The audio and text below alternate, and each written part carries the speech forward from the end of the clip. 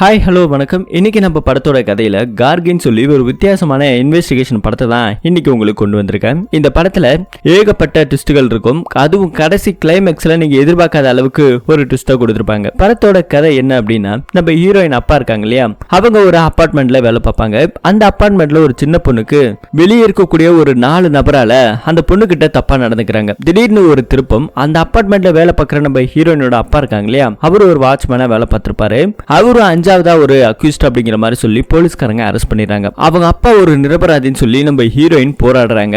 அதுக்கப்புறம் என்ன நடக்குது அப்படிங்கிற கிளைமேக்ஸ் பயங்கரமான ஒரு ட்விஸ்டா இருக்கும். என்ன ஏதுன்னு டீட்டெயிலா மற்றபடி படம் பார்த்து தெரிஞ்சுக்கலாம். சேனலுக்கு புதுசா இருந்தீங்கன்னா மறக்காம சப்ஸ்கிரைப் பண்ணி பக்கத்தில் இருக்க பெல் ஐக்கானை பிரஸ் பண்ணி வச்சுக்கோங்க. இப்ப நேர படத்தோட பாதைகளை போலாம். இந்த படத்தோட ஸ்டார்டிங் சீன்ல நம்ம படத்தோட ஹீரோயின் சாய் பல்லவி தான் காமிக்கிறாங்க. ஒரு ஸ்கூல்ல டீச்சரா வேலை பார்த்துக்கிட்டு இருக்காங்க. அவங்களுக்கு ஒரு போன் கால் வருது. யார் அப்படின்னா, நம்ம ஹீரோயின் இப்ப ஒரு பையனை காதலிச்சிருக்காங்க. வீட்டோட சம்மதத்தோட தான் இவங்க கல்யாணம் பண்ணிக்கிறதாக முடிவு பண்ணிருக்காங்க. ஆனா மாப்பிள்ளை வீட்டுல ஒரு கார் கேட்டிருக்காங்க. அதுவும் நம்ம ஹீரோயினோட அப்பா வாங்கி கொடுக்கறதா சொல்லிட்டாங்க. ஆனா இப்ப மாப்பிள்ளை போன் போட்டு எங்க வீட்டுல இனோவா கார் கேக்குறாங்க அப்படிங்கிற மாதிரி சொன்னவனே ஹீரோயினுக்கு முகமே மாறி போகுது. இந்த காரை ரெடி பண்றதுக்கு எங்க அப்பா எவ்வளவு கஷ்டப்படுவார் தெரியுமா, நீ என்ன இதெல்லாம் கேட்டுக்கிட்டு இருக்கீங்க அப்படின்னு சொல்லி அந்த ஆள் கொஞ்சம் தமாசா பேசிக்கிட்டு இருக்கான். ஹீரோயின் வீட்டுல எப்பவுமே உப்புமா தான், இன்னைக்கு மதியமே உப்புமா. அப்படி இவங்க சாப்பிட்டுட்டு இருக்கும் போது நியூஸ்ல ஒரு விஷயம் போய்கிட்டே இருக்குது. என்ன அப்படின்னா, நம்ம ஹீரோயின் இருக்க அதே ஸ்ட்ரீட்ல ஒரு அபார்ட்மெண்ட் இருக்கு. அந்த அபார்ட்மெண்ட்ல ஒரு பொண்ணை யாரோ ரேப் பண்ணிருக்காங்க.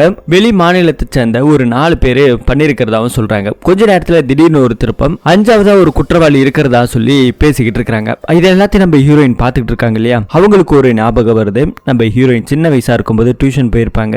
அங்க இருக்க டியூஷன் வாத்தியாரு நம்ம ஹீரோயின் கிட்ட தப்பா நடந்திருப்பாங்க. எத்தனையோ தடவை அவங்க கிட்ட இருந்து தப்பிக்கிறதுக்காக போராடி இருப்பாங்க. சோ இப்படி ஒரு அபியூஸ் நம்ம ஹீரோயினுக்கு நடந்திருக்கு. இது எல்லாத்தையுமே நம்ம ஹீரோயின் நினைச்சுக்கிட்டு அப்படியே பஸ்ல வராங்க. ஒரு வழியா இப்போ வீட்டுக்கு வராங்க. ஹீரோயினோட அம்மா இருக்காங்க இல்லையா, அவங்க ஒரு தோசை மாவெல்லாம் போட்டு வித்திக்கிட்டு இருக்காங்க. இந்த மாதிரி சின்னதா ஒரு பார்ட் டைம் பண்றாங்க. ஹீரோயினுக்கு ஒரு அன்பா ஒரு தங்கச்சி இருக்காங்க. அவங்க இப்ப வெளியே போயிருக்கிறதாவும் இன்னும் வீட்டுக்கு வரல அப்படிங்கிற மாதிரி அவங்க அம்மா சொல்லிட்டு இருக்காங்க. எத்தனை தடவை சொல்லியிருக்காங்க, அவளை சீக்கிரமா 6 மணிக்கு முன்னாடியே வீட்டுக்கு வரணும் அப்படின்னு சொல்லி ஹீரோயின் திட்டிட்டு இருக்காங்க. இப்ப டியூஷன் எடுக்கிறதுக்காக மேல நம்ம ஹீரோயின் போயிருக்காங்க. அதே இடத்துக்கு ஒரு பயணம் விடுறதுக்காக அடிக்கடி ஒரு ஆள் வருவாரு. அப்படி அந்த ஆள் கூட தான் நம்ம ஹீரோயின் கனெக்ஷன் ஆயிருக்கு. இப்ப இவங்க லவ் எல்லாம் பண்றாங்க. கூடிய சீக்கிரத்துல கல்யாணமுக்கும் ஏற்பாடு பண்ணிட்டாங்க. இப்ப அந்த ஆள் வந்து நம்ம ஹீரோயின் கிட்ட பேசிக்கிட்டு இருக்க, ஹீரோயினோட அம்மா டீ போடுவா இல்ல உப்புமா போடுவான்னு சொல்லி கேட்டுக்கிட்டு இருக்காங்க. இங்க இவங்க அப்படியே காதல் கதை போயிட்டு இருக்கு. அப்படியே கட் பண்ண இப்ப ஹீரோயினோட தங்கச்சி வந்திருக்காங்க. ஒரு எல்லோ கலர் டி-ஷர்ட் போட்டுட்டு வந்ததால ஹீரோயின் பயங்கரமா திட்டுறாங்க. எத்தனை தடவை உங்ககிட்ட சொல்றது, இந்த எல்லோ கலர் டி-ஷர்ட் மட்டும் போடாத அப்படின்னு சொல்லி, கேட்கவே மாட்டியா அப்படின்னு சொல்லும்போது மறந்துட்டேக்கா அப்படின்னு சொல்றாங்க. ஆனாலும் நம்ம ஹீரோயின் திட்டிக்கிட்டே இருக்காங்க. சரி இவ்வளவு நேரம் ஆச்சு, எங்க போயிட்டு வந்த அப்படின்னு சொல்லும்போது, இல்ல நான் அந்த மாதிரி கடைக்கு போயிட்டு ரிட்டர்ன் வந்துகிட்டு இருந்தேன். அங்க அபார்ட்மெண்ட் இருந்தது இல்லையா, அந்த அபார்ட்மெண்ட்ல போலீஸ்காரங்க நிறைய பேர் நின்னுட்டு இருந்தாங்க. சோ அதனாலதான் அங்க நின்று பாத்துக்கிட்டு இருந்தேன் அப்படின்னு சொல்லும்போது ஹீரோயினுக்கு ஒண்ணுமே புரியல. ஹீரோயின் அம்மாவும் கொஞ்சம் பயப்படுறாங்க. ஏன் அப்படின்னா, அந்த அபார்ட்மெண்ட்ல தான் ஹீரோயினோட அப்பாவும் வேலை பார்க்கறாங்க. போலீஸ்காரங்க இருக்கிறதா தெரிஞ்சுக்கிட்டு ஹீரோயின் அம்மாவுக்கும் கொஞ்சம் பயமா இருக்கு. ஏன்னா இது வரைக்கும் ஹீரோயினோட அப்பா வரல, அதே அபார்ட்மெண்ட்ல தான் வேற வேலை பார்க்கறாரு இல்லையா. ஹீரோ அப்பாக்கு போன் பண்ணாலும் போன் இப்ப சுவிட்ச் ஆஃப்ல இருக்கு. என்ன ஏதுன்னு நான் போய் பார்த்துட்டு வரேன்னு சொல்லி ஹீரோயின் அந்த அபார்ட்மெண்ட்டுக்கு போறாங்க. போய் பார்த்தா அங்க நிறைய பேர் போலீஸ்காரங்களா இருக்கிறாங்க. என்ன ஏதுன்னு கேட்டா, இங்க ஒரு பொண்ணுக்கு ஏதோ அபியூஸ் நடந்திருக்கு. வெளி மாநிலத்தை சேர்ந்த ஒரு 4 பேர் பண்ணிருக்கிறதாவும் அவங்கள கைது பண்ணதால இப்ப 5ஆவது ஒருத்தவங்க இங்க இருக்கிறதாவும் சொல்லி கால் வந்துகிட்டே இருக்கு. அதே இடத்துல ஒரு ரிப்போர்ட்டர் ஒருத்தங்க இருக்காங்க. அவங்க யாரோ பேசிக்கிட்டு இருக்கும் போது இப்ப ரிட்டர்ன் ஹீரோயின் வீட்டுக்கு வராங்க. வீட்டுக்கு வந்த கொஞ்ச நேரத்துல அவங்க ஃப்ரெண்ட் ஒருத்தி வந்திருக்கா. ஹீரோயினோட அப்பா இருக்காங்க இல்லையா, அதே அபார்ட்மெண்ட்ல தான் இந்த பொண்ணோட அப்பாவும் வாட்ச்மேனா வேலை பார்க்கறாங்க. சோ அவங்க ஏதோ அங்க இருக்கிறதாவும் அங்க போய் பாக்குறதுக்காக இவங்க போறாங்க. ஹீரோயின் பயந்துகிட்டு கூடவே போறாங்க.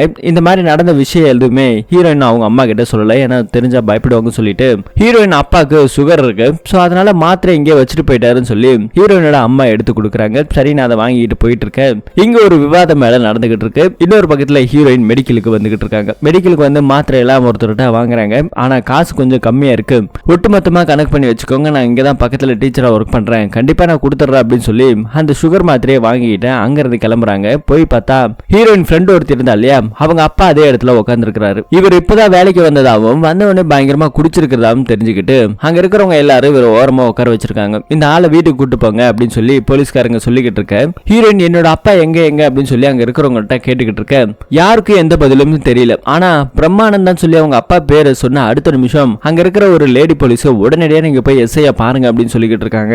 உடனே அங்க இருக்க போலீஸ் ஸ்டேஷனுக்கு போறாங்க நம்ம ஹீரோயின். அங்க இருக்கிற எஸ்ஐ பார்த்து இந்த மாதிரி விஷயத்த சொன்ன உடனே அவரு ஒரு விஷயத்த சொல்ல ஆரம்பிக்கிறாங்க. இது பாருமா, அன்டைம்ல நீ ஒரு லேடியா இருக்கிறதால உங்ககிட்ட நான் சொல்றேன், தயவு செஞ்சு உடனடியா நீ வீட்டுக்கு போ. வீட்டுல இருக்கிற எல்லா பொருளையும் எடுத்துட்டு உங்க அம்மா தங்கச்சி யாராச்சும் இருக்காங்களா, எல்லாரும் கூட்டிட்டு இந்த ஊரை விட்டு எவ்வளவு சீக்கிரமா போக முடியுமோ அவ்வளவு சீக்கிரமா போயிடுங்க அப்படின்னு சொன்ன உடனே நம்ம ஹீரோயினுக்கு ஒண்ணுமே புரியல. என்ன சார் சொல்லிக்கிட்டு இருக்கீங்க, நான் என்ன கேட்கிறேன், நீங்க என்ன சொல்றீங்கன்னு சொல்லும்போது, இத பாருமா, 5ஆவதான ஒரு குற்றவாளி உங்க அப்பா தான் சொல்லி தேடி ஃபாலோ பண்ணி அந்த பாதிக்கப்பட்ட ஒரு பொண்ணால ஐடென்டிஃபை பண்ணி தான் அரெஸ்ட் பண்ணி வச்சிருக்கிறோம். சோ உங்க நல்லதுக்கு தான் சொல்லும்போது இந்த பொண்ணு பயங்கரமா அழுகுறா. நம்ம ஹீரோயின், என் அப்பா அப்படிப்பட்டவர் கிடையாது, எங்க அப்பா ரொம்ப நல்லவர் அப்படின்னு சொல்லி இந்த பொண்ணு எவ்வளவோ அழுதுகிட்டு இருக்க போலீஸ்காரரு கடுப்பாயிடுறாரு. உங்ககிட்ட சின்ன பிள்ளைக்கு சொல்ற மாதிரி சொல்லிக்கிட்டு இருக்கேன், கேட்க மாட்டியான்னு சொல்லி வெளியே அனுப்பிச்சு விட்டுறாரு. வந்திருக்கிற நம்ம ஹீரோயின் பயங்கரமா அழுதுகிட்டே ஒருத்தருக்கு போன் பண்றாங்க. யாருன்னு பார்த்தா அந்த விவாத மழையில நடந்துட்டு இருந்த ஒரு ஆளுக்கு தான் இங்க போன் பண்ணிருக்காரு. இவரு ஒரு பெரிய வக்கீல். அவர் பேசிக்கிட்டு இருக்க நடந்த விஷயத்தை பத்தி எல்லாத்தையும் சொல்றாங்க. நான் என்ன ஏதுன்னு இப்ப உடனே கேட்டு சொல்றேன் அப்படின்னு நம்ம ஹீரோயினை அங்கே நிக்க வச்சுட்டு உடனே அவர் போன் பண்ணி விசாரிச்சதுல அப்பாவை கஸ்டடியில் தான் வச்சிருக்காங்க, நீ வீட்டுக்கு போ, மத்தபடி எல்லாத்தையும் நான் பாத்துக்கிறேன்னு சொல்லிக்கிட்டு இருக்கேன். அங்க ஒரு போலீஸ்காரு சாப்பாடெல்லாம் கட்டிக்கிட்டு எங்க எடுத்துட்டு போயிட்டு இருக்காங்க. அப்பா எங்க இருக்காங்கன்னு தெரியல. அந்த எஸ்ஐ கிட்ட கேட்டாலும் எங்க இருக்காருன்னு அவருக்கும் தெரியலன்றாரு. ஆனா இப்ப சாப்பாடு போகுது இல்லையா, அந்த போலீஸ்கார ஃபாலோ பண்ணி நம்ம ஹீரோயின் போனா அவங்க அப்பா உள்ளார கஸ்டடியில வச்சிருக்காங்க. இத பார்த்தோன்னே நம்ம ஹீரோயினுக்கு பயங்கர கோபம். உங்ககிட்ட கேட்டா எங்க அப்பா எங்க இருக்காங்கன்னு தெரியாதுன்னு சொல்றீங்க, ஆனா கஸ்டடியில வச்சிருக்கீங்க, எதுக்காக போய் சொல்றீங்க அப்படின்னு சொல்லி பயங்கரமா திட்டிட்டு இருக்க. உங்ககிட்ட சொல்ல வேண்டிய அவசியம் எங்களுக்கு கிடையாது, ஃபர்ஸ்ட் கிளம்புவா அப்படின்னு சொல்லி திரும்பவும் திட்ட ஆரம்பிக்கிறாங்க. வெளியே வந்து நின்னு பாத்துக்கிட்டே இருக்காங்க.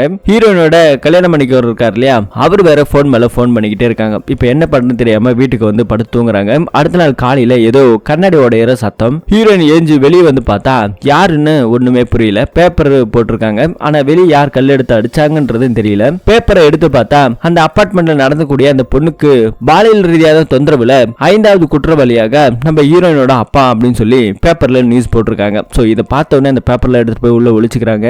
நிறைய மீடியாக்காரங்க நம்ம ஹீரோயினோட வீட்டை சுத்த போறாங்க. வீட்டுல இருக்கிற எல்லா ஜன்னலையுமே அடிச்சுட்டு அவங்க அம்மா கிட்டையும் தங்கச்சிக்கிட்டு இதை பாருங்க, நான் வராத வரைக்கும் யாரும் வெளியே போக கூடாது, புரிஞ்சுக்கங்க நிலைமைன்னு சொல்லிட்டு ஹீரோயின் கிளம்பி எங்க போறதுக்காக முடிவு பண்றாங்க. வீட்டுக்கு வெளியே போன அடுத்த நிமிஷம் மீடியாக்காரங்க நிறைய போட்டோஸ் எடுக்க ஆரம்பிக்கிறாங்க. உங்க அப்பா தான் குற்றவாளின்னு சொல்றாங்களாமே, நீங்க ஒரு டீச்சராமே, டீச்சரா இருந்துகிட்டு உங்க அப்பா எப்படி இப்படி பண்ணலாம் சொல்லி தப்பு தப்பா பேசிக்கிட்டு இருக்க ஒரு ஆட்டோல ஏறி நேரா கோர்ட்டுக்கு போறாங்க. சோ நம்ம ஹீரோயின் நேத்து நைட்டு ஒருத்தருக்கு போன் பண்ணார் இல்லையா, அவரு வர சொல்லியிருப்பாரு. சோ அந்த இடத்துக்கு போனோடனே அங்க ஒருத்தர் வந்திருக்கிறாரு. அந்த மெடிக்கல் கார்ல வேலை பார்த்துட்டு இருந்தார் இல்லையா, அவரோட பேரு இந்திரன். சோ அவரு இங்க வந்திருக்கிறாரு. என்ன விஷயம் சார், உங்களுக்கு இந்த மாத்திரைக்கு காசு கொடுக்கணும், அதுக்காக ஃபாலோ பண்றீங்களான்னு சொல்லி காசை நம்ம ஹீரோயின் எடுப்பாங்க. இல்ல இல்ல அதுக்காக நான் வரல, பாலச்சந்திரன் சார் தான் அனுப்பினாரு அப்படின்னு சொல்றாங்க. நம்ம ஹீரோயின் ஒருத்தருக்கு போன் பண்ணாரு இல்லையா, அவங்க தான் இவரை அனுப்பிச்சிருக்காரு. பார்ட் டைமா தான் மெடிக்கல்ல வேலை பார்ப்பாரு ஆளு, அப்பா அம்மான்னு சொல்லிக்க யாருமே கிடையாதால இந்த மாதிரி கஷ்டப்பட்டு உழைச்சிக்கிட்டு இருக்காரு. இவரு ஒரு வக்கீல் தான், ஆனா பார்ட் டைம்ல வேலை பார்ப்பாரு. இந்த கேஸுக்காக அவர்கிட்ட கீழே வேலை பார்க்கிற ஒரு அசிஸ்டன்ட் வக்கீல் தான் இவரு. சோ இப்ப மீடியாக்காரங்க நிறைய பேரு ஹீரோயின் அப்பாக்கு தண்டனையை வாங்கி கொடுக்கணுங்கிறதுக்காக நிறைய ஜஸ்டிஸ் போர்டு வச்சு நின்றுட்டு இருக்காங்க. அப்படியே நம்ம போலீஸ்கார ஒருத்தர் ஹீரோயினோட அப்பாவை கூப்பிட்டே வந்துட்டு இருக்காங்க. நிறைய பேர் அட்டாக் பண்ண வராங்க.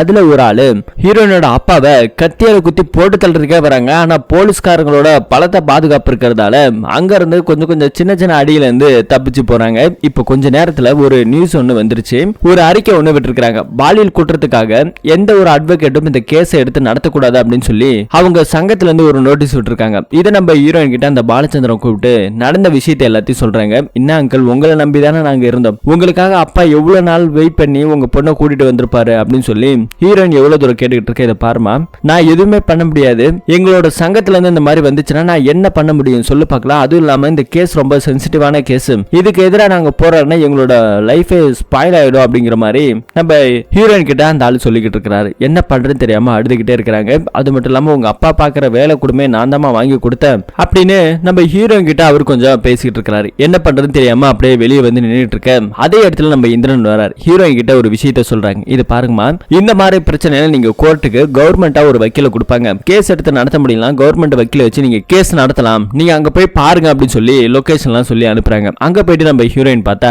அங்க இருக்கிறவங்க வக்கீல் கேஷுவலா மிச்சர் சாப்பிட்டுக்கிட்டு ரொம்பவே அலட்சியமா பதில் சொல்லிக்கிட்டு இருக்காங்க. இதெல்லாம் எடுத்து நடத்துறது சாத்தியமே கிடையாது அப்படின்னு சொல்லி நக்கலா பேசிக்கிட்டு இருக்க. இதுவும் செட் ஆகாதுன்னு சொல்லி நம்ம ஹீரோயின் அந்த பக்கமா நடந்து வந்துகிட்டே இருக்காங்க. திரும்பவும் அந்த இந்திரனை பாக்குறாங்க. ஆனா ஹீரோயின் எதுவுமே பேசாம போறாங்க. அடுத்தது ஹீரோயின் போயிட்டே இருக்கும்போது திடீர்னு ஒரு போன் கால் வருது. ஹலோ ஹலோன்னு அட்டன் பண்ணி பேசுறாங்க. புது நம்பரா இருக்கு. சரின்னு கட் பண்ணிட்டாங்க. கொஞ்சம் தூரம் போனவனே ஒரு கையை பிடிச்சி இழுக்கிறாங்க. யாருன்னு பார்த்தா ஹீரோயின் காதலிச்ச அந்த காதலன் வந்திருக்காங்க. எத்தனை தடவை உனக்கு போன் பண்றது, போன் எடுக்க மாட்டியா, உன் குரலை கேட்கறதுக்காக நான் வேற ஒரு புது நம்பர்ல இருந்து போன் பண்ணுமா, என்ன நினைச்சிட்டு இருக்க அப்படின்னு சொல்லி கேட்டுக்கிட்டு இருக்க. அப்பதான் ஹீரோயின் ஒரு விஷயத்த சொல்றாங்க. நடந்த விஷயத்தெல்லாம் பார்த்தல அப்படின்னு சொல்லும்போது எல்லாமே எனக்கு தெரியுது, ஒண்ணு தெரியாமலாம் இல்ல, நான் ஒரு விஷயத்த விஷயத்த சொல்றேன், எங்க வீட்டுல நான் பேசிட்டேன், நீ உங்க பாப்பாவையும் உங்க அம்மாவும் கூட்டிட்டு வாங்க, நம்ம பெங்களூர் சைடு எல்லாமே போயிடலாம், புதுசா நம்ம கல்யாணம் பண்ணிட்டு சந்தோஷமா ஒரு வாழ்க்கை ஆரம்பிக்கலாம்னு சொல்லி அவர் சொல்லிக்கிட்டு இருக்கா. அப்ப என்னோட அப்பா அவரோட நிலைமை அப்படின்னு சொல்லும்போது என்ன நினைச்சுக்கிட்டு இருக்க, நியூஸ் பேப்பர்லாம் பாக்குறல்ல, அவரெல்லாம் வெளியே வரதுக்கான வாய்ப்பே இல்ல, தப்பு பண்ணா நம்ம இந்த ஊர்ல நிம்மதியா வாழ முடியாது, அதனாலதான் இது எல்லாத்தையுமே சொல்றேன் புரிஞ்சுக்கோ அப்படின்னு சொல்லும்போது,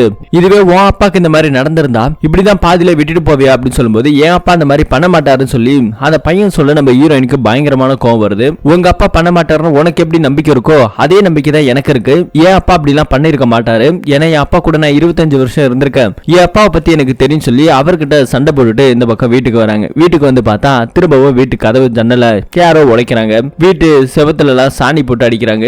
இப்படி ஒரு பிரச்சனை போய்கிட்டே இருக்கு. நியூஸ் மீடியா அப்படின்னு சொல்லி ஏகப்பட்ட பேரு அவங்க அப்பா தான் குற்றவாளி அப்படிங்கிற மாதிரி பேசிக்கிட்டே இருக்கிறாங்க. என்ன பண்றதுன்னு தெரியல. கரண்ட் வேற கட் ஆயிடுது. வெளியே யாரோ கதவு தட்டுற சத்தம், யாருன்னு போயிட்டு நம்ம ஹீரோயின் மட்டும் வெளியே போய் பார்த்தா அங்க வந்திருக்கிறது இந்திரன் தான். சோ இந்திரன் தான் இங்க வந்திருக்கிறாரு. இல்லங்க டேப்லெட் எல்லாம் வாங்கிட்டு போனீங்கல்ல, அது இப்ப தீர்ந்திருக்கும், அது கொடுக்கலாம்னு சொல்லி தான் வந்தேன் அப்படின்னு சொல்லி சுகர் டேப்லெட்டை எடுத்துட்டு வந்திருக்காரு. அது எனக்கு இல்ல, எங்க அப்பாக்கு தான் அப்படிங்கிற மாதிரி ஹீரோயின் சொல்றாங்க. சொன்னது மட்டும் இல்லாம இந்த கேஸ வந்துட்டு நான் வேணா எடுத்து நடத்தட்டுமா அப்படிங்கிற மாதிரி நம்ம இந்திரனு கேட்க ஆரம்பிக்கிறாங்க. ஹீரோயினுக்கு என்ன பதில் சொல்றதுன்னு தெரியல, ஏன்னா யாருமே இல்ல, சரிண்ணா அப்படிங்கிற மாதிரி ஒத்துக்கிறாங்க. ஆனா இப்ப கரண்ட் கட் ஆயிருக்கு இல்லையா, இதுவுமே தெருமுனையில யாரோ பிடுங்கி போட்டு வச்சிருக்காங்களா கேபிள், சோ அதை நான் போகும்போது சரி பண்ணி விட்டு போறேன் அப்படின்னு சொல்லி அங்க இருந்து நம்ம இந்திரன் போறாரு. போன கொஞ்ச நேரத்துல இங்க கரண்ட் வருது. இப்ப அடுத்த நாள் காலையில காமிக்கிறாங்க. ஹீரோயின் டீச்சரா வேலை பார்த்திருப்பாங்களே ஒரு ஸ்கூலு, அந்த ஸ்கூல்ல கூட்டு இனிமே உங்களுக்கு இங்க வேலை கிடையாது அப்படின்னு சொல்லிடுறாங்க. அப்பா பண்ண தப்புக்கு புள்ள தண்டனை அனுபவிக்கிற மாதிரி அந்த வேலையை பிடிங்கி விட்டுறாங்க. என்ன பண்றது ஏது பண்றது ஒண்ணும் தெரியாம இங்க வந்துகிட்டு இருக்காங்க. அடுத்த சீனா பார்த்தா நம்ம இந்திரனுக்கு ஒரு போன் கால் வருது. அந்த பாலச்சந்திரன் தான் வர சொல்லியிருக்காரு. நேர்ல போய் பார்த்தா உனக்கு என்ன கிறுக்கா, இந்த கேஸ நீ எடுக்கிறன்னு சொல்லியிருக்கிற, உனக்குன்னு எந்த ஒரு பேக்ரவுண்டுமே கிடையாது, புரியுது இல்ல, இந்த கேஸ்ல எடுத்தா நீ காணாமே போயிடுவ அப்படின்னு சொல்லி அவர் மிரட்டிட்டு இருக்க. இது பாருங்க சார், எனக்குன்னு என்ன இருக்கு, முடிஞ்ச அந்த கேஸ் எடுத்து நான் நடத்துறேன், ஜெயிச்சா ஜெயிச்சுக்க போறேன், ஒரு குற்றவாளியே அப்படின்னு சொல்லி அடையாளம் தான் படுத்திருக்காங்களே தவிர எந்த ஒரு எவிடன்ஸும் அவருக்கு சாதகமா இல்ல, அதனால நான் அந்த கேஸ் எடுத்து நடத்த போறேன் அப்படின்னு சொல்லிட்டு அவர்கிட்ட கொஞ்சம் முறைச்சிட்டு இங்க இருந்து நம்ம இந்திரன் கிளம்புறாரு. அடுத்து ஹீரோயினுக்கு செலவுக்கே காசு இல்லாம அவங்களோட ஜுவல்ஸ் எல்லாம் அடகு வச்சு அதுல வேற கொஞ்சம் கொஞ்சம் படத்தை வச்சுதான் செலவா பாத்துக்கிட்டு இருக்காங்க. வக்கீல் ஃபீஸ்னு பெருசா இவர் எதுவுமே வாங்கல. இந்த கேஸை இவர் தான் எடுத்து நடத்துறதால இவருக்கு நிறைய பேரு கண்ணீரஞ்சலி போஸ்டர் விட்டுறாங்க. ஆனா இதுமே எதுவும் பொருட்படுத்தாம ஹீரோயின் வீட்டுக்கு வராங்க. சாப்பிட்டுட்டே இருக்கிறாங்க. சாப்பிட்டு இருக்கும் போது கூட ஹீரோயினோட அம்மா கிட்ட உங்க வீட்டுக்காரர் எத்தனை வருஷமா வேலை பார்க்கறாரு என்ன ஏதுன்னு சின்ன சின்ன டீட்டெயிலா கேட்டுட்டு இருக்க. ஹீரோயினுக்கு பயங்கரமான கோவம் வருது. இந்த கேஸ் நீங்க கையில எடுத்து கிட்டத்தட்ட 4 நாள் ஆக போகுது, இது வரைக்கும் எந்த ஒரு க்ளூமே உங்களால கண்டுபிடிக்க முடியல, பேசாம உங்களால முடியும்னு சொன்னா முடியும்னு ஒத்துக்கங்க, இல்லைன்னா நான் வேற ஆளை ஏதாவது பாத்துக்கிறேன், தேவையில்லாம இந்த மாதிரி சின்ன சின்னதா விசாரிச்சுட்டு இருக்காதுன்னு சொல்லும் போது இதெல்லாம் கேட்கணுங்க அப்படின்னு சொல்லி இவரு ஒரு பக்கம் பேசிட்டு இருக்க. அங்க இருந்து கடுப்பாயி திரும்ப இப்ப கோர்ட்டுக்கு போறாங்க. இன்னைக்கு கோர்ட்டுல இயரிங் வந்திருக்கு. சோ அங்க நம்ம ஹீரோ எல்லாரும் ரெடி ஆயிட்டு இப்ப போயிட்டு உள்ள உட்காராங்க. உட்கார்ந்த கொஞ்ச நேரத்துல இந்த கேஸ விசாரிக்கிறதுக்காக புது ஜட்ஜா தமிழ்நாட்டிலே முதல் திருநங்கை அப்படின்னு சொல்லிட்டு ஒரு நீதிபதியை இங்க நியமிச்சிருக்காங்க இந்த கேஸ விசாரணை பண்றதுக்காக. இப்ப அசம்பிள் ஆகுறாங்க எல்லாருமே. ஆப்போசிட்ல இருக்கிற வக்கீல் என்ன சொல்றாருன்னா, இந்த குற்றவாளியான 5வது நபர் அவர் தான் அந்த பொண்ணை தப்பா பண்ணிருக்கிறாரு, அது மட்டும் இல்லாம அவங்க 4 பேர் பண்ணி முடிச்சதுக்கு அப்புறம் 5வது இவர் போய் பண்ணிருக்கிறாரு அப்படின்னு அந்த வக்கீல் சொல்ல, இப்ப இந்த கேஸ விசாரிச்ச போலீஸ்காரரை கூப்பிட்டு விசாரிக்க ஆரம்பிக்கிறாங்க. என்ன நடந்துச்சு அப்படிங்கிற மாதிரி கேட்கும்போது அந்த அபார்ட்மெண்ட்ல ஒரு 4 பசங்க இருந்திருக்கானுங்க. அந்த 4 பேர்ல ஒருத்தன் எப்பயுமே வாக்கிங்கா ஒரு நாயை கூப்பிட்டு போவான். அந்த நாய் கூட இந்த பொண்ணு அடிக்கடி விளையாடிட்டே இருக்கும், பிஸ்கட் எல்லாம் கொடுக்கும், இப்படி ஒரு பக்கம் போயிட்டு இருக்கும். சோ அப்படி ஒரு நாள் திடீர்னு இந்த மாதிரி அந்த பொண்ணை ஏதாவது தப்பு பண்ணிடணும் அப்படின்னு சொல்லி இந்த 4 பேர் சேர்ந்து ஒரு திட்டம் போட்டிருக்கானுங்க. அப்படி அந்த நாயை கூப்பிட்டு வரும்போது அன்னைக்கு அபார்ட்மெண்ட்ல யாருமே இல்ல, பொதுவா எல்லாருமே லிப்ட் தான் யூஸ் பண்ணுவாங்க. ஆனா இவன் நாயை கூப்பிட்டு வருது படிக்கட்டு வழியா போறதால அந்த சின்ன பொண்ணு அங்க வந்திருக்கும். அந்த சின்ன பொண்ணு அப்படியே வாயை பத்தி இவனுங்க தப்பு பண்ணி இருந்திருப்பானுங்க. சோ அதுக்கப்புறம் 5வதா இவரும் வந்திருக்கிறதுக்கான வாய்ப்பு இருக்கு அப்படிங்கிற மாதிரி சொல்லிக்கிட்டு இருக்காங்க. ஏன் அப்படின்னு சொல்லி நம்ம ஹீரோ கேட்டா, 6 மணிக்கு வேலை விட்டு போற ஒரு நபர் 6:30 மணி வரைக்கும் அந்த அபார்ட்மெண்ட்ல இருக்கிறதுக்கான காரணம் என்ன அப்படிங்கிற மாதிரி கேட்டுக்கிட்டு இருக்காங்க.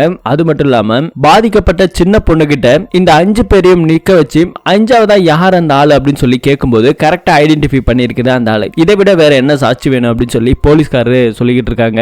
அதுவும் ஐடென்டிஃபை பண்ணும்போது அந்த சின்ன பொண்ணால ரொம்பவே உடம்பு முடியல. அப்போ வந்துட்டு ஒரு டேப்லெட்டை வாங்கிட்டு வந்து கொடுத்துதான் அந்த டேப்லெட் போட்டதுக்கு அப்புறம் நார்மலானதுக்கு அப்புறம் தான் ஐடென்டிஃபை பண்ணும் அப்படின்னு சொல்லியும் போலீஸ்காரங்க சொல்றாங்க. சோ அந்த டீடைல் எல்லாமே அந்த ரிப்போர்ட்ல இருக்கு, படிக்க சொல்லுங்கன்னு சொல்லி எதிர்கட்சியில இருக்கக்கூடிய அந்த நபர் வக்கீல் சொல்லிக்கிட்டு இருக்க.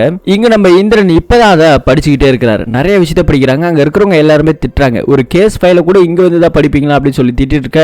இந்திரன் டக்கு டக்குன்னு எல்லாத்தையும் படிச்சுட்டு இருக்காரு. சில இதை பாயிண்ட் அப்படியே ஹைலைட் ஆகுது. இப்ப அவரு ஒரு விஷயத்த விஷயத்த சொல்ல ஆரம்பிக்கிறார். நம்ம ஹீரோ ஏஞ்ச முதல் டைம் அந்த டேப்லெட்டோட பேர் என்ன அப்படிங்கிற மாதிரி போலீஸ்கார்ட்ட கேட்கிறாரு. அந்த டேப்லெட்டோட பேர் சொல்றாங்க. அது என்ன டோசேஜ் அப்படின்னு சொல்லி கேட்டா அவருக்கு தெரியல. அது ஒரு ரிப்போர்ட்ல எழுதல. என்ன டோசேஜ் இதெல்லாமே எழுதுவாங்க அப்படின்னு சொல்லும்போது ஒரு மாத்திரையை கொடுக்கும்போது அது எவ்வளவு டோசேஜ், அது யாருக்கு கொடுக்கணுங்கிற ஒரு அளவு இருக்க ரெக்கமெண்டேஷன் இருக்கு. அப்படி பார்க்கும்போது அந்த டேப்லெட்டோட டோசேஜ் எவ்வளவு அப்படிங்கிற மாதிரி நீதிபதி கிட்டே கேட்கறாங்க. அவரும் போலீஸ்காரங்க கிட்ட கேட்ட உடனே போலீஸ்காருக்கு தெரியல அப்படின்னு சொல்லி ஒத்துக்கிறாரு. அப்பதான் நம்ம ஹீரோ அந்த டேப்லெட் பத்தி எக்ஸ்பிளைன் பண்றாரு. இது வந்துட்டு மென்டலி ஹெல்த் இஷ்யூ இருக்கக்கூடிய ஒரு நபருக்கு குடிக்கக்கூடிய ஒரு டேப்லெட்.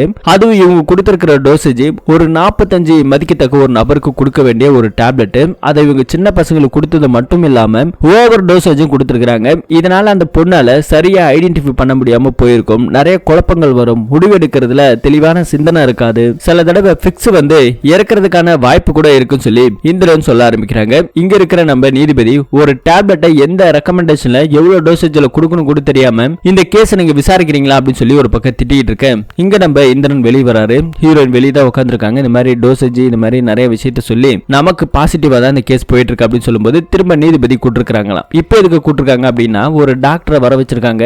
சோ அந்த டாக்டரை வர வச்சு அவங்க கிட்ட இந்த டேப்லெட்டை பத்தி விசாரிக்கிறாங்க. இந்த மாதிரி இந்த டேப்லெட் கொடுத்திருக்காங்க, அதை பத்தி சொல்லுங்க சொன்ன உடனே நம்ம எந்திரன் சொன்னார் இல்லையா, அதே விஷயத்தை தான் இவங்களும் சொல்றாங்க. இந்த டேப்லெட்டை கொடுக்க கூடாது, கொடுத்தா சரியான நபரை கூட ஐடென்டிஃபை பண்ண முடியாது அப்படிங்கறத தெளிவா இந்த டாக்டர் சொல்லிடுறாரு. இதுக்கப்புறம் இந்த கேஸ் ஒரு 7 நாளுக்கு தள்ளி வைக்கிறதாவும் முடிவு பண்ணிருக்காங்க. இப்ப வெளியே வந்து நம்ம இந்திரனும் ஹீரோயின் கிட்ட பேசிட்டு இருக்கும்போது கோர்ட்ல ஜாமீனுக்காக நம்ம இந்திரன் கேட்டிருப்பாரு. ஆனா ஜாமீன்லாம் கொடுக்க முடியாது சொல்லியிருப்பாங்க. ஆனா பாக்குறதுக்கு கூட அலோவ் பண்ண மாட்டாங்கன்னு சொல்லி நீதிபதி கிட்டே நம்ம இந்திரன் சொன்ன உடனே அங்க இருக்கிற போலீஸ்கார கூப்பிட்டு திட்டுறாங்க. ஒரு கேஸ் ஃபைல கரெக்டா ஃபில் பண்ண தெரியல, கரெக்டா டீட்டெயிலா விசாரிக்க தெரியல, இவங்க அலோவ் பண்ண ஏன் விட மாட்டீங்க, சட்டத்துல இதுல இடம் இருக்குல்ல, ஏன் இந்த மாதிரி எல்லாம் பண்றீங்க அப்படின்னு சொல்லி பயங்கரமா திட்டிட்டு அலோவ் பண்ண விடுறாங்க. ரொம்ப நாளுக்கு அப்புறம் நம்ம ஹீரோயினை அலோவ் பண்றதுக்காக இங்க பர்மிஷன் வாங்கியிருக்காங்க. அதே இடத்துல நியூஸ் மீடியால கூப்பிட்டு இந்திரன் இந்த கேஸை எடுத்து நடத்துறதால நீங்க அந்த கேஸை வேற மாதிரி கொண்டு போறதாவும் கட்சிக்காரையே அலற விட்டதாவும் சொல்லி பேசிக்கிறாங்களே, என்ன விஷயம், ஒரு மாத்திரையை சொல்லி நீங்க கேஸே திசை திருப்பிட்டீங்களாமே அப்படின்னு சொல்லி நிறைய கேள்விகள் வருது. அது மட்டும் இல்லாம நம்ம ஹீரோயின் அங்கிருந்து போகும்போது கூட உங்க அப்பாவை காப்பாத்துறதுக்காக என்ன வேணாலும் பண்ணுவீங்களான்னு சொல்லி கேட்டவொடனே இது பாருங்க, பேசாம போறதால தப்பு எங்களுதுன்னு ஆயிடாது, இது வரைக்கும் எங்க அப்பா தான் குற்றவாளின்னு சொல்லி எந்த ஒரு எவிடன்ஸும் ப்ரூவ் ஆகல, அப்படி இருக்கும்போது அவர் தான் குற்றவாளி நீங்க எப்படி சொல்றீங்க அப்படின்னு சொல்லும்போது அங்கிருந்து முறைச்சிட்டு அவங்களுக்கு கிளம்பி போறாங்க. போகும்போது நம்ம ஹீரோயினுக்கு திரும்ப ஒரு பிளாஷ்பேக் ஞாபகத்துக்கு வருது. ஹீரோயின் சின்ன வயசுல இருக்கும்போது அந்த டியூஷன் வாத்தியாரு நம்ம ஹீரோயினை ஒரு இங்க் எடுத்துட்டு வர சொல்லியிருப்பாங்க. அந்த இடத்துல போய் எடுக்க போகும்போது அதுகிட்ட தப்பா நடத்துறதுக்காக முயற்சி பண்ணுவான். ஆனா அங்கிருந்து அந்த பொண்ணு ஓடி போயிருப்பாங்க. சோ இங்க கரண்ட் சிச்சுவேஷன்ல காமிக்கிறாங்க. மேல இருக்கிற எஸ்பி எல்லாருமே கூப்பிட்டு இந்த போலீஸ்கார பயங்கரமா திட்டுறாங்க. ஏயா ஒரு கேஸ் ஃபைல ஒழுங்கா உன்னால விசாரிக்க முடியாத, என்னையா இப்படி கோட்டை விட்டு வச்சிருக்கிற, கிளின்னு கிளிக்கிறாங்கயா அப்படின்னு சொல்லி பயங்கரமா திட்ட ஆரம்பிக்கும் போது அதே இடத்துல அந்த போலீஸ்கார சார் ஏதோ கொஞ்சம் கவனக்குறைவா விட்டுட்டேன் சார், என்னோட கேர்லெஸ் தான், இன்னும் ஒரு தடவை டைம் கொடுங்க, கண்டிப்பா அந்த பொண்ணோட அப்பாவை நான் வர வச்சு அந்த பொண்ணை ஐடென்டிஃபை பண்ண வச்சு கண்டிப்பா நான் அந்த கேஸை முடிச்சு கொடுக்குறேன் அப்படிங்கிற மாதிரி சொல்லிக்கிட்டு இருக்காங்க. இதுதான் உனக்கு கடைசி வார்னிங், இல்ல அப்படின்னா உன வேற எங்கன்னா டிரான்ஸ்ஃபர் கூட பண்ணிடுவோம் ஓகேவான்னு சொல்லுவோன்னே இவரும் ஒத்துக்கிறாரு. இன்னொரு சீன்ல காமிக்கிறாங்க நம்ம கார்கி அவங்க அப்பாவை பாக்குறதுக்காக போயிருக்கிறாங்க. சோ அந்த இடத்துல ஹீரோயினோட அப்பாவை வராங்க. ஆனா அவங்க முகத்தை கூட பார்க்க முடியாம தவிச்சுக்கிட்டு இருக்காங்க. அடிச்சதுல அவங்களுக்கு மண்டையெல்லாம் உடஞ்சிருக்குது. சோ அங்க நம்ம இந்திரன் நிறைய கேள்விகளை கேட்க ஆரம்பிக்கிறாங்க. அன்னைக்கு அந்த அபார்ட்மெண்ட்ல என்ன நடந்துச்சு அதை கரெக்டா சொல்லுங்கன்னு சொன்னோடனே அவர் சொல்ல ஆரம்பிக்கிறாங்க. அபார்ட்மெண்ட்ல பொதுவாக எல்லாம் லிஃப்ட் தான் யூஸ் பண்ணுவாங்க. நான் படிக்கட்டுல ஏதோ சத்தம் கேட்குன்னு சொல்லி அந்த பக்கம் போயிட்டு இருந்தேன். அப்பதான் பார்க்கும்போது அந்த பொண்ணு அந்த கோலத்துல நான் பார்த்தேன். ஒரு அப்பனா அந்த இடத்துல என்ன செய்யணுமோ அதை தான் நான் செஞ்சேன்னு சொல்லி அந்த பொண்ணு அப்படியே தூக்கிக்கிட்டு அந்த வீட்டுக்கு போயிருக்கிறாரு. அவங்க பொண்ணோட அப்பா இவங்க எல்லாரும் சேர்ந்து அந்த பொண்ணை கிளீன் பண்ணி தொடச்சி பாவம் அவங்க பொண்ணோட அப்பா பயங்கரமா அழுதுருக்கிறாரு. இவர் மட்டும்தான் அதை பார்த்திருக்கிறாரு. இந்த ஹீரோயினோட அப்பா தான் பார்த்திருக்காரு. அங்க இருக்கிறவங்க எல்லாருமே போலீஸ்ல போயிட்டு சொல்லலாம் சொல்லியிருப்பாரு. ஆனா அந்த பொண்ணோட அப்பா வேண்டாம் பொண்ணு பிரச்சனை அப்படின்னு சொன்னோடனே வேற வழி இல்லாம அங்க இருக்கவங்க எல்லாரும் சொல்லி கம்பல் பண்ணதால போலீஸ் ஸ்டேஷனுக்கு போலாம் அப்படிங்கிற மாதிரி ஒரு முடிவுக்கு வந்திருப்பாங்க.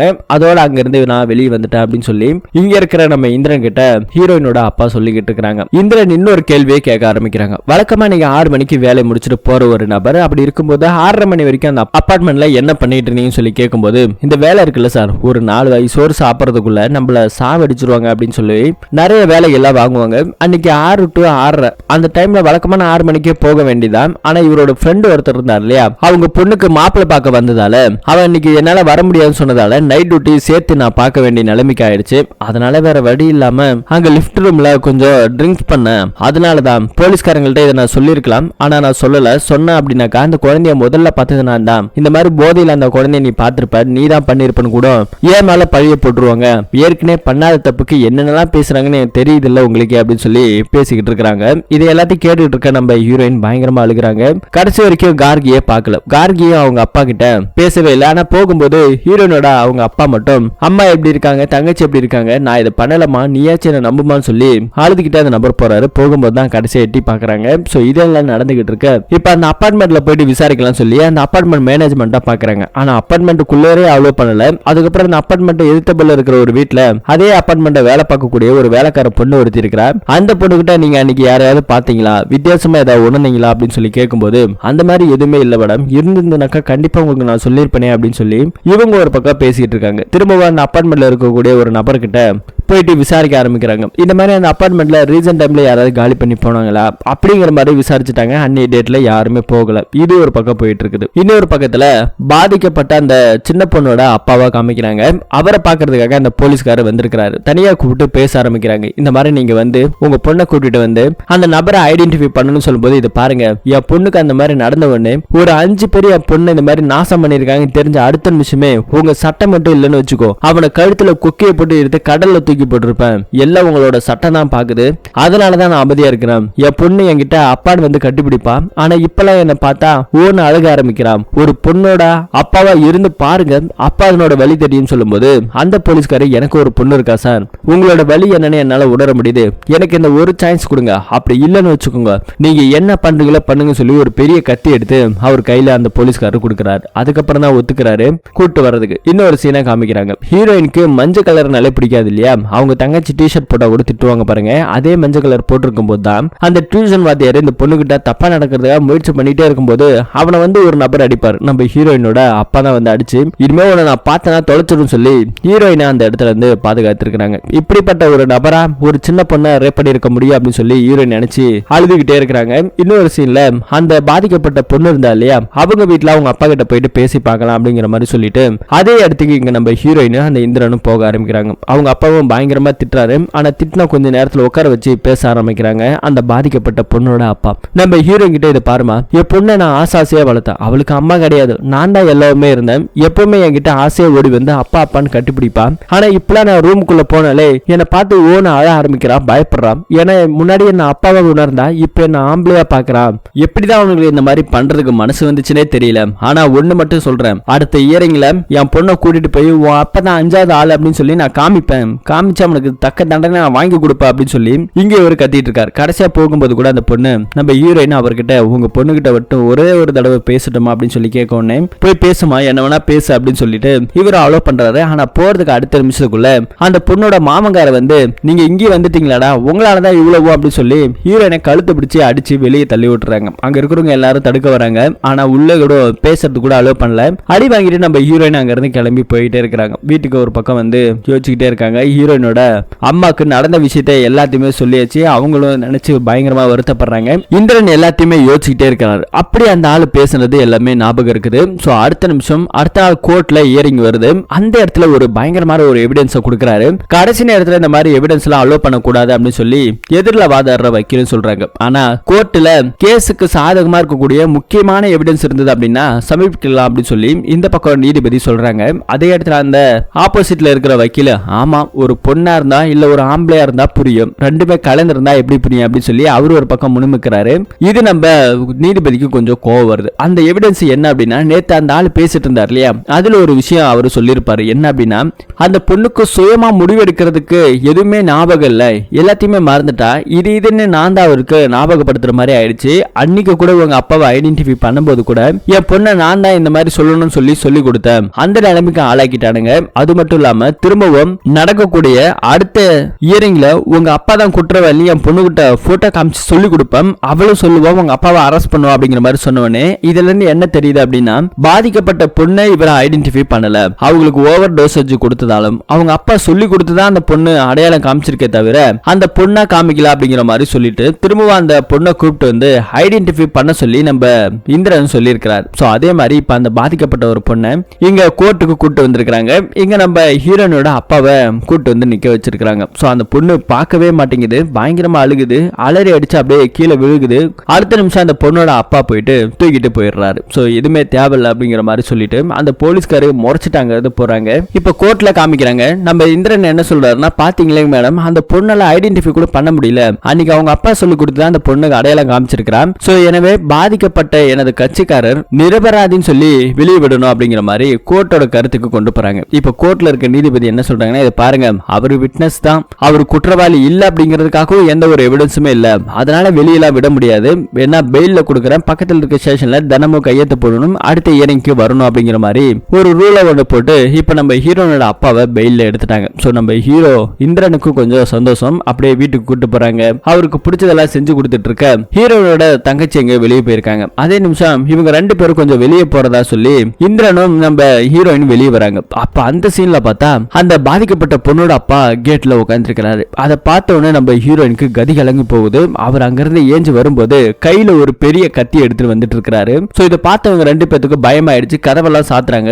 அதே நேரத்துல ஹீரோயினோட தங்கச்சி வெளியே போயிருந்தது இல்லையா, இப்ப அந்த பொண்ணு பின்னாடி வருது. சோ அதை பார்த்த உடனே அந்த பாதிக்கப்பட்ட அந்த பொண்ணோட அப்பா இந்த குழந்தைய பார்த்து, இதே வயசுதாமா என் குழந்தைக்கு இருக்கும் அப்படின்னு சொல்லி பயங்கரமா அந்த பொண்ணை கட்டி பிடிச்சு அழுக ஆரம்பிக்கிறாரு. சோ அவருக்கு மனம் வரல, அதே இடத்துல கத்திய போட்டுட்டு அங்க இருந்து நடந்து கிளம்பி போயிடுறாரு. இது எல்லாத்தையும் நான் பார்த்து நம்ம ஹீரோயின் பயங்கரமா அழுக ஆரம்பிக்கிறாங்க. இன்னொரு சீன்ல அந்த நீதிபதி இருக்காங்க இல்லையா, அவங்கள போயிட்டு அங்க இருக்கிற ஒரு ரிப்போர்ட்டர் பார்க்க ஆரம்பிக்கிறாங்க. இந்த மாதிரி அந்த கேஸ்ல அவர் குற்றவாளி இல்லைன்னு சொல்லி இருக்காங்களே அப்படின்னு சொல்லும்போது, இதை பாருங்க, நீங்களே எல்லாத்தையும் முடிவு எடுக்காதீங்க, இந்த அளவுக்கு பிரச்சனை வந்தது காரணமே நீங்க தான், நீங்க கொஞ்சம் கரெக்டான நியூஸை போடுங்க அப்படிங்கிற மாதிரி சொல்லிக்கிட்டு இருக்க.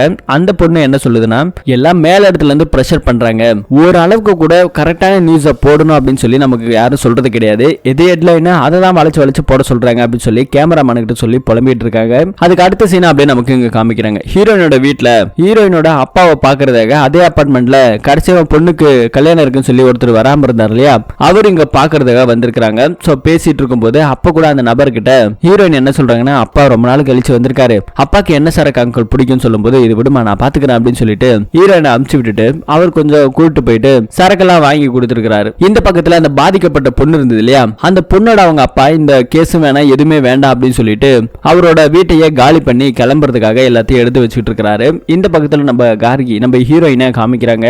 அப்பா பயங்கரமா குடிச்சிருக்காரு போல, ரொம்ப நாள் கேப் விட்டதால கொஞ்சம் ஓவர் ஆயிடுச்சு, மேல படுக்க வச்சிருக்கோமா அப்படின்னு சொல்லிட்டு இருக்காங்க.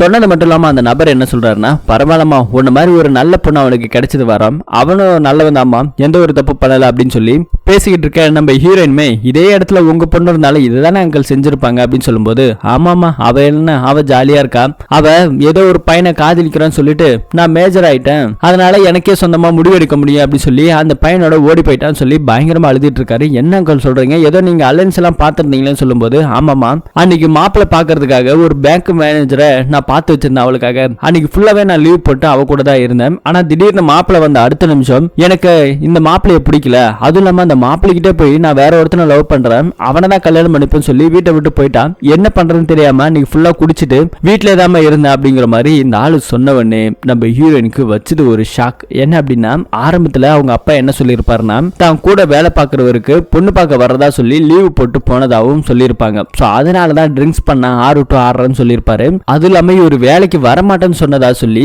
ஹீரோயினோட அப்பா சொல்லியிருப்பாரு. ஆனா அது போய் அன்னைக்கு ஃபுல்லா குடிச்சிருந்தாரே தவிர ஆனா வேலைக்கு வந்திருக்கிறதா இங்க சொல்லியிருக்கிறாரு. இது நம்ம ஹீரோயினுக்கு ஒரு சந்தேகம் வந்திருக்கு. இது ஆரம்பத்துல நீங்க ஏன் சொல்லலன்னு சொல்லி பயங்கரமா நம்ம ஹீரோயின் கோவப்படுறாங்க. இது பரமா கோவப்படாதமா, கோவப்படாத, உங்க அப்பா தாம இதெல்லாம் சொல்ல வேண்டாம் அப்படிங்கிற மாதிரி சொல்லியிருந்தாரு அப்படின்னு சொல்லிட்டு இங்க ஒரு பிளாஷ்பேக்கு போகுது. அன்னைக்கு என்ன நடந்தது சொல்லி அவர் உண்மையை சொல்ல ஆரம்பிக்கிறாரு. அன்னைக்கு இவரு அவங்க பொண்ணு பார்க்க வந்திருக்காங்க. அந்த இடத்துல இந்த மாதிரி பிரச்சனை நடந்த உடனே ஹீரோயினோட அப்பாவுக்கு போன் பண்ணி இவர் சொல்லியிருக்காரு, இந்த மாதிரி என் பொண்ணு ஓடி போயிட்டா அப்படின்ற மாதிரி சொல்லியிருப்பாரு. சரி அதெல்லாம் நினைச்சு வருத்தப்படாத, கிளம்பி அப்பார்ட்மெண்ட்டுக்கு வா, சரக்கு அடிச்சா எல்லாம் சரியாயிடும் சொல்லி இவர் தான் கூப்பிட்டு இருக்கிறார். சோ அதே இடத்துக்கு இந்த நபர் வந்துட்டு இருப்பாரு. அப்ப படிக்கட்டுல அந்த பொண்ணோட நிலைமையை பார்த்துட்டு மேல லிஃப்ட் ரூம்ல இவங்க ஹீரோயினோட அப்பா இருந்திருப்பாரு. சோ அவர்கிட்ட வந்து இந்த மாதிரி நடந்த கதையெல்லாம் சொல்லும்போது, இது பாரு, நீ போயிட்டு எதுவும் உளறிட்டாத, நீ ஆல்ரெடி கொஞ்சம் லைட்டா குடிச்சிருக்க மாதிரி தெரியுது, குடிச்சியாடா அப்படின்னு சொல்லி கேட்டா, ஆமா மனவழியில என்ன பண்றதுன்னு தெரியல, குடிச்சா அப்படின்னு சொல்லி இருக்கிறாரு. சோ அப்பனாக்கா நீ குடிச்சிருக்கிற, நீ போய் இது சொன்னாக்கா உன் மேல இந்த கேஸ் மாறதுக்கான வாய்ப்பு இருக்குது, நீ எதுவும் பண்ணாத,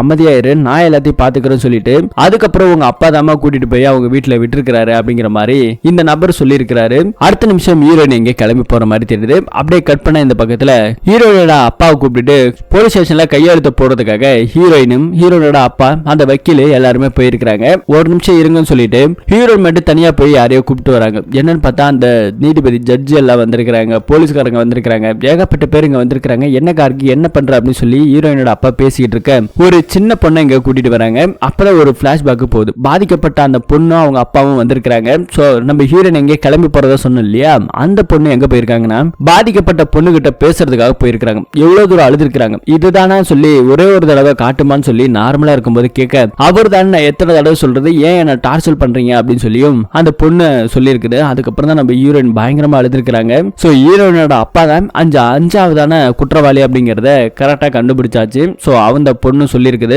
இப்ப அந்த பொண்ணுக்கு தைரியத்தை சொல்லி யாரா இருந்தாலும் தைரியமா சொல்லுமா, நான் இங்க பக்கத்திலே இருக்கேன்னு சொல்லி அந்த சின்ன குழந்தைக்கு ஆறுதல் சொல்லி இருக்காங்க. அதுக்கப்புறம் அந்த பொண்ணு நார்மலா இருக்கும்போதே ஒரு 5 பேத்த நிக்க வச்சு அந்த 5ல ஒருத்தரா ஹீரோயினோட அப்பாவை நிக்க வைக்கிறாங்க. அந்த பொண்ணு கரெக்டா ஐடென்டிஃபை பண்ணுது இவர்தான் அப்படிங்கிற மாதிரி சொன்ன அடுத்த நிமிஷம் ஹீரோயினோட அப்பா பயங்கரமா அழுக ஆரம்பிக்கிறாங்க. என்ன மன்னிச்சிருக்காருகி அப்படின்னு சொல்லியிருக்காரு. ஆக்சுவலி அன்னைக்கு என்ன நடந்திருக்கு அப்படின்னா அந்த பொண்ணு அந்த 4 பேரு தப்பு பண்ணிட்டு போனதுக்கு அப்புறம் இந்த நபர் அந்த பக்கமா படிக்கட்டுக்கு மாடிக்கு லிப்டுக்கு போயிருப்பாரு. சோ போகும்போது இந்த பொண்ணு இந்த மாதிரி நடந்திருக்கிறத பார்த்துட்டு இவர் அந்த பொண்ணு கிட்ட தப்பா நடந்துட்டு அதுக்கப்புறம் மாடிக்கு போயிருப்பாரு. அதுக்கப்புறம் தான் இடையில அந்த நபர் வந்து சொன்னதுக்கு அப்புறம் இவர் தூக்கிட்டு போய் அந்த பொண்ணோட வீட்டுல விட்டுருப்பாரு. சோ இதுதான் நடந்திருக்கிறது. சோ அதுக்கப்புறம் அந்த ஆளை கைது பண்ணி கூட்டிட்டு போயிட்டாங்க. கார்கி அப்படியே எங்க பக்கம் நடந்து வராங்க. சில வருஷத்துக்கு அப்புறம் பல தண்டனைகளை அவர் அனுபவிச்சிருக்காரு. இந்த பக்கம் வெளியே அந்த ஹீரோயினோட தங்கச்சி இருந்தது இல்லையா, அந்த பொண்ணு பெரிய பொண்ணா இருக்கு. அதுக்கான சடங்கு எல்லாம் சந்தோஷமா நடந்துகிட்டு இருக்கு. என்னதான் தான் அப்பா தப்பு பண்ணியிருந்தாலும் குற்றம் தான் சொல்லி கரெக்டான நீதியை வாங்கி கொடுத்திருக்காங்க நம்ம ஹீரோயின். இப்போ ஹீரோயினோட தங்கச்சிக்கு நடக்கக்கூடிய சடங்குல கூட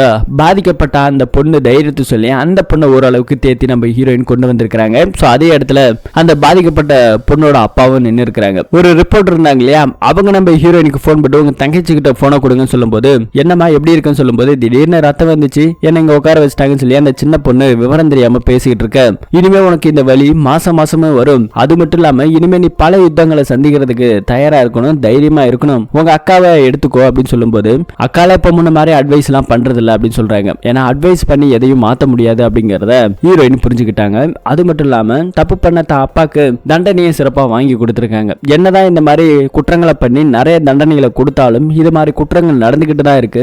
தண்டனையை கடுமையாக்கணும் அப்படின்னு சொல்லி ஒரு நல்ல சட்டங்களை கொண்டு வந்தா மட்டும்தான் பெண் பிள்ளைகளை பாதுகாக்க முடியும் அப்படிங்கிற மாதிரி சொல்லி இந்த படத்தோட கதையை முடிக்கிறாங்க.